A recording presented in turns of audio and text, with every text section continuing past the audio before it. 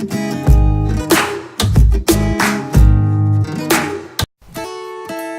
phones can claim they caused quite as big of a stir as the Xperia XZ3. After Sony dropped its first curved OLED Xperia, seemingly out of the blue at IFA 2018. Reactions have ranged from overwhelming excitement, through confusion and all the way to denial and anger. That's a level of drama typically reserved for soap operas or celebrity gossip, and it all spells out one thing: a massive wave of exposure for Sony. That being said, we won't try and fan the flames any further.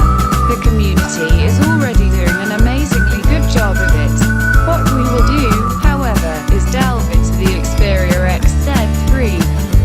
Just like we would any other flagship release, and see just how good it fares on the 2018 scene. And make no mistake, the Xperia XZ3 is a fully tricked-out flagship offer. A Snapdragon 845 chipset, 4GB of RAM, a tried and tested Motion Eye camera setup, only made better through constant software improvements, a fresh and current Android 9 OS, complete with new eye gestures and side sense. Edge detection.